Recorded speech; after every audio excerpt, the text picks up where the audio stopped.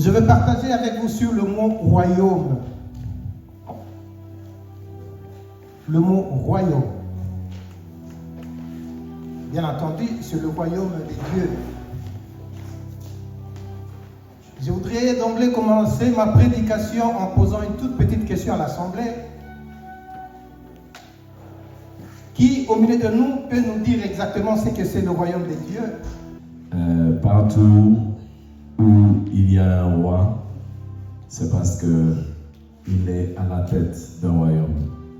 A fortiori, nous savons qu'il y a le roi des rois. Donc, le royaume des royaumes, c'est celui que le Dieu Père éternel a créé pour nous amener à vivre la gloire de Dieu avec lui, avec le roi des rois. Parce qu'il nous a enseigné que nos corps ne nous appartiennent pas. C'est déjà le temple de Dieu. Nos corps ne nous appartiennent pas. C'est le temple de Jésus. Nos corps ne nous appartiennent pas. C'est le temple du Saint-Esprit. Voilà. Donc nous incarnons avec lui son royaume.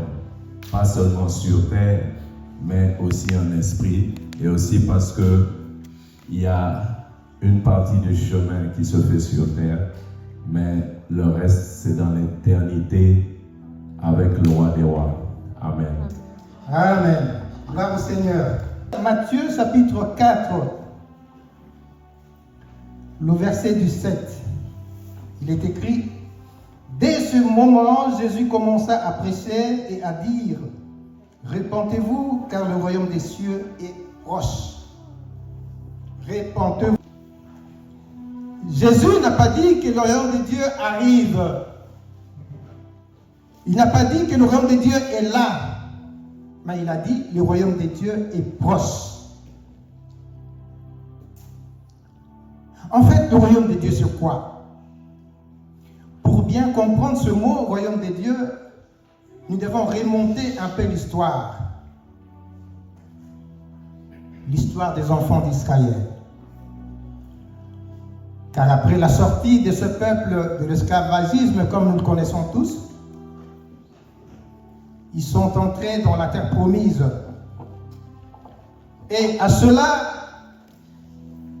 ces moments-là, c'est l'Égypte qui était la nation la plus puissante.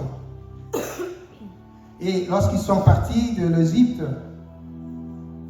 il y a eu une nation qui s'est levée avec un roi très puissant. C'était le roi Nabuchodonosor. Il a investi Jérusalem. Il a investi Juda.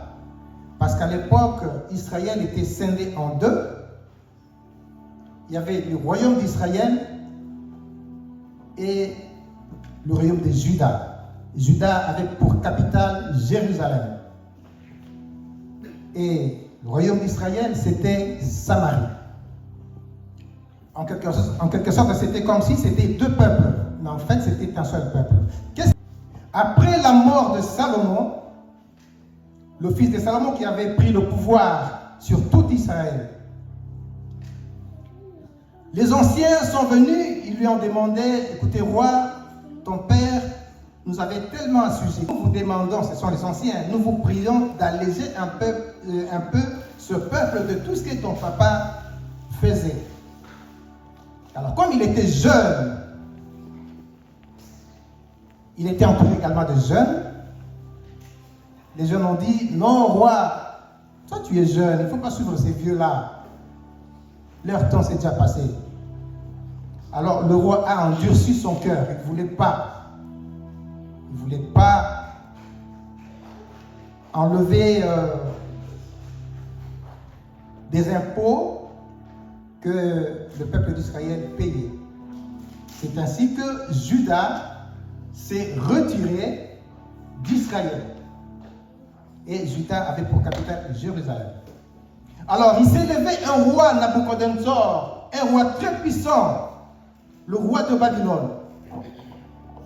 Il a investi Israël, il a investi Juda, Il a amené captifs les enfants d'Israël.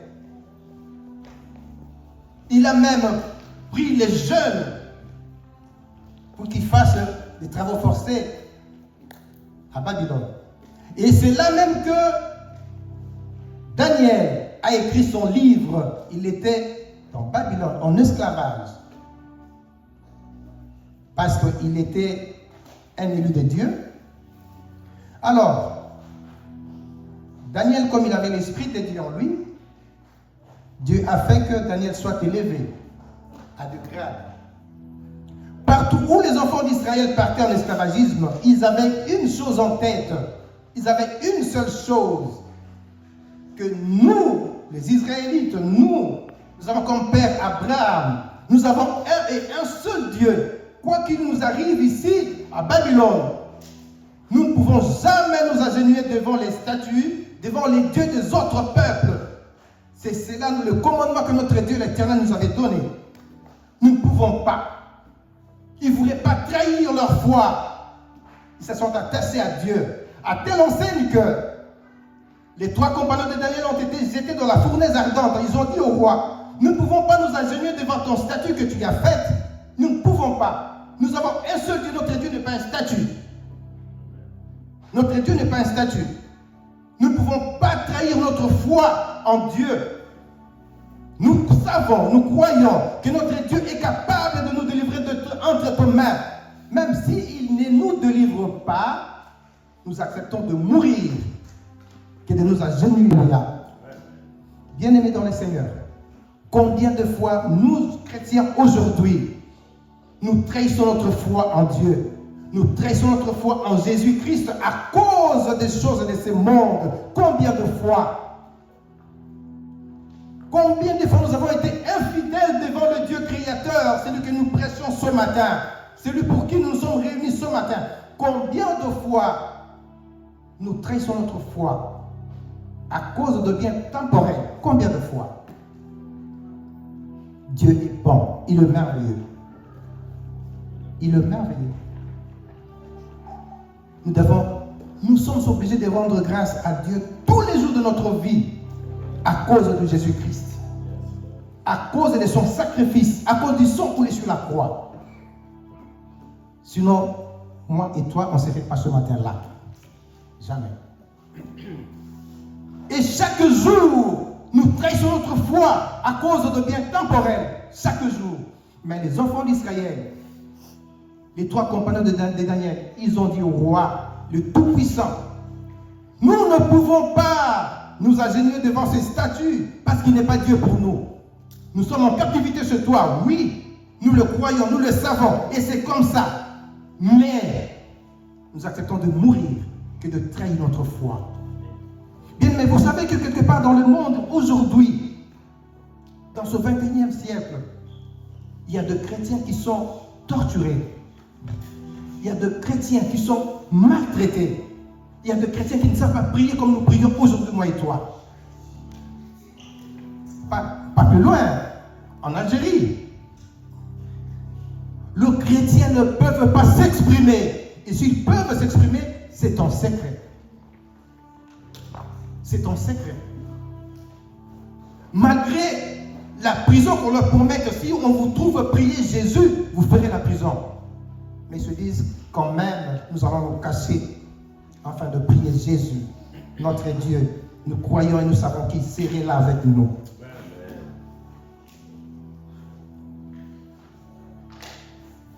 Et alors, le roi Nabuchodonosor, un jour, il dormait, il a fait un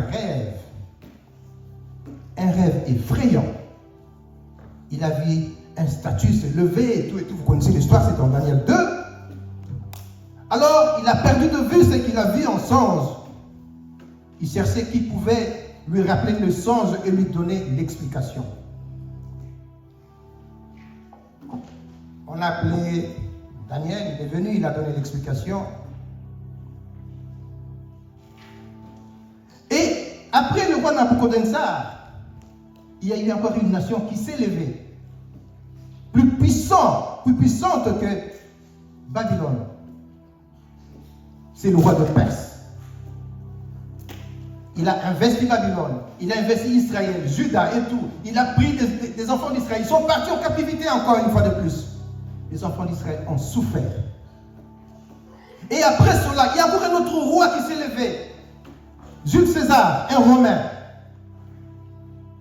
Il a investi tout Israël cette fois-là et c'était fini. Il a mis Hérode comme roi là-bas. Il a mis Pilate et tout et tout. Vous connaissez l'histoire. Et c'est à l'époque de roi Hérode que Christ est venu au monde. Les enfants d'Israël savaient.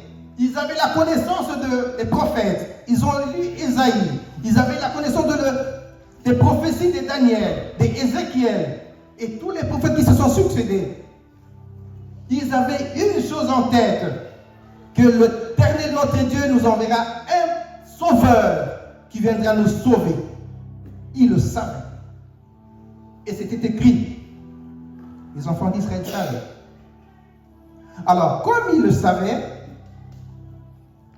c'était les nations qui les dominaient. Ils venaient avec des armes très puissantes.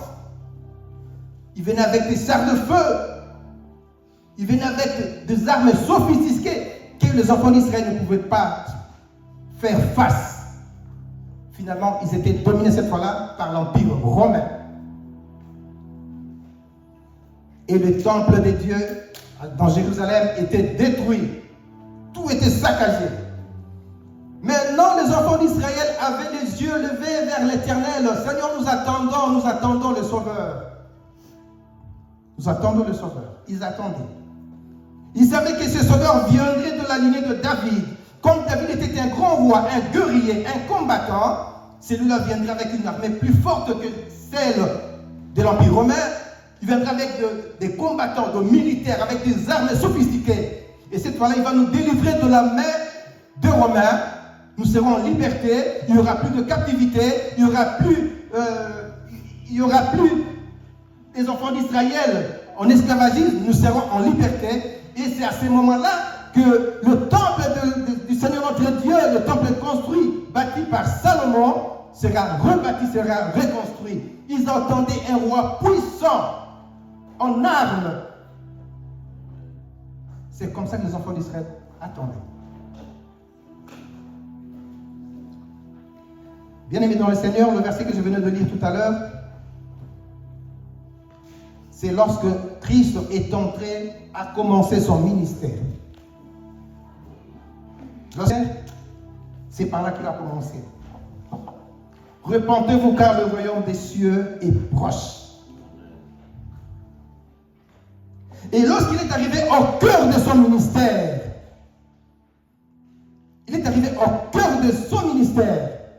lorsqu'il commença à presser dans les temples par-ci par-là, il commença à opérer des miracles, il s'est retrouvé un jour devant un sourd, un muet. Il était connu dans toute la ville qu'il était un sourd et un muet.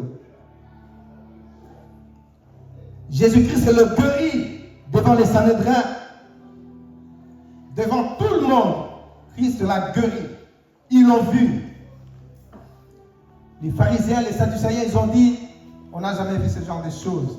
Celui-ci, c'est par l'Esprit. Christ, connaissant leurs pensées, Jésus-Christ leur dit, si par le droit de Dieu que je fais ces choses, c'est que le royaume de Dieu est arrivé jusqu'à vous.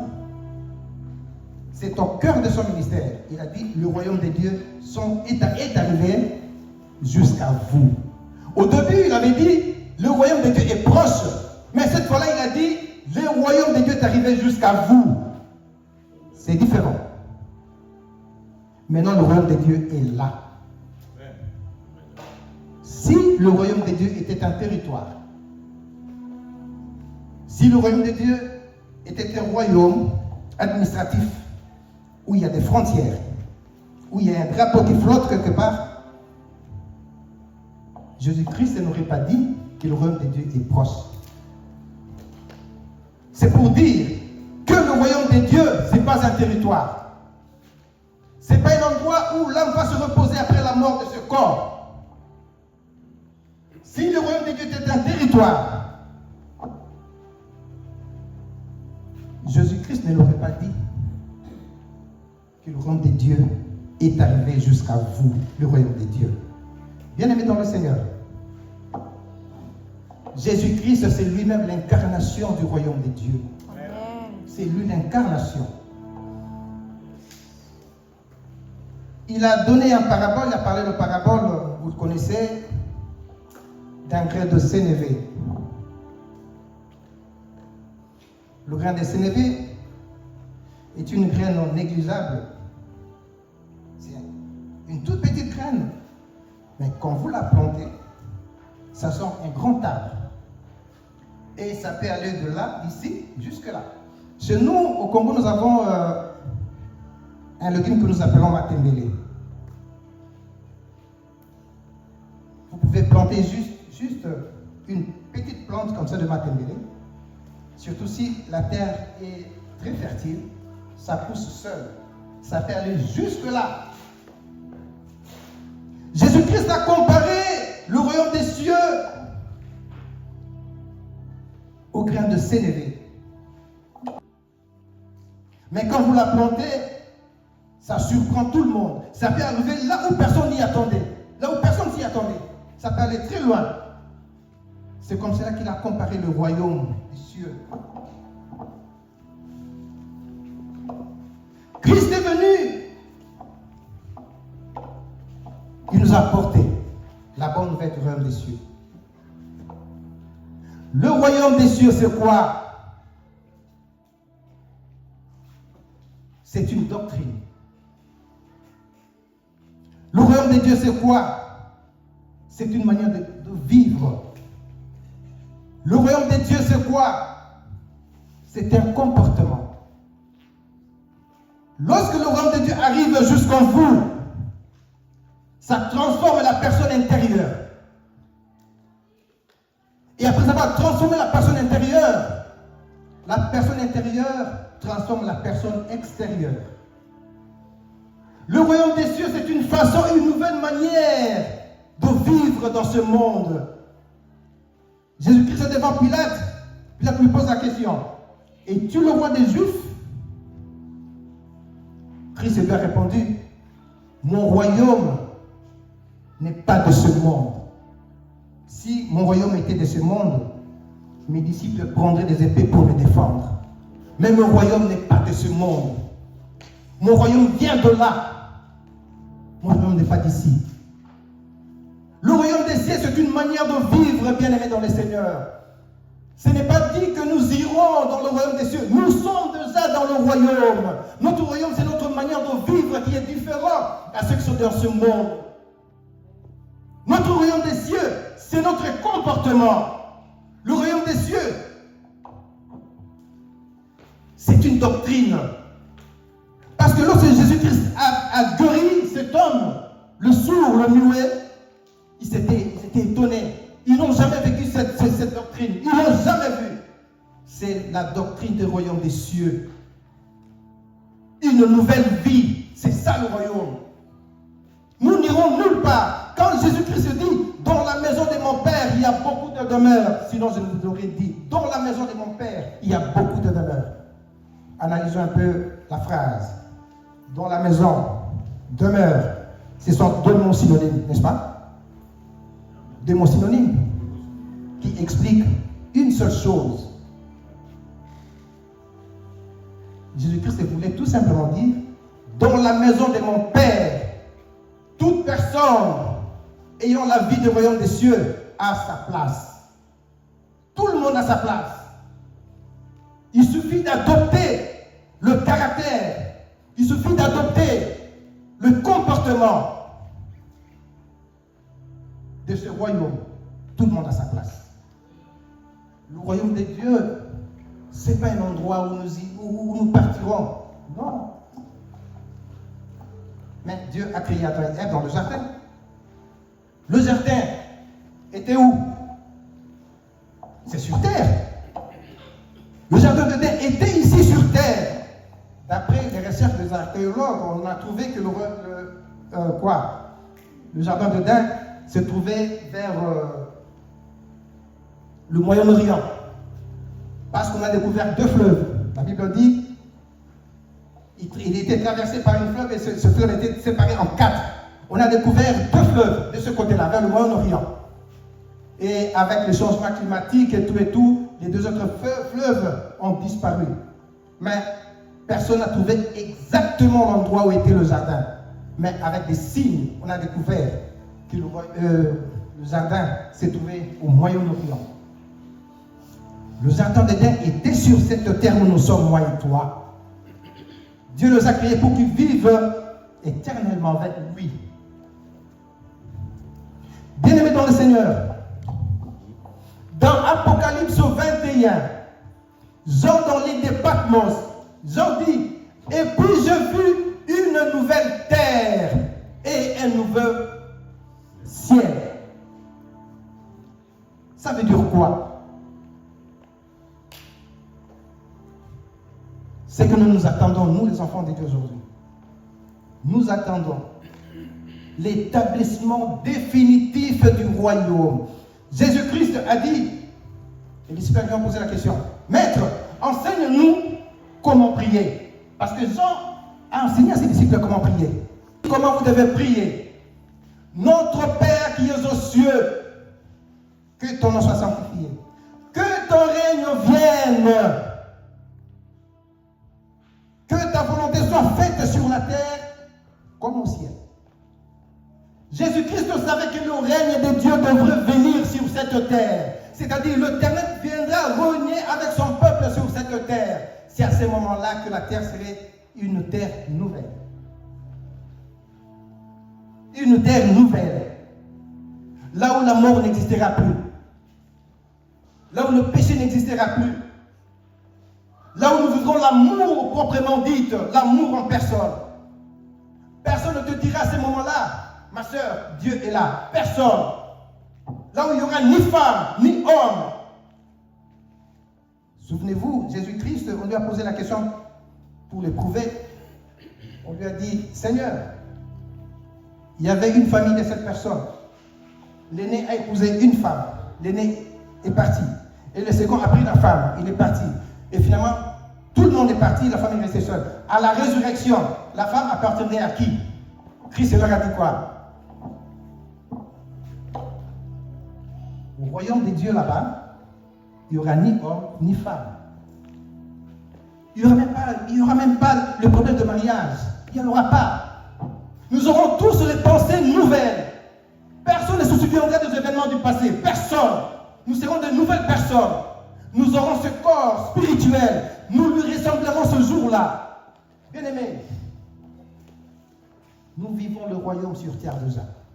C'est que nous attendons l'établissement, que le Seigneur vienne établir son règne. Nous attendons le règne du Seigneur.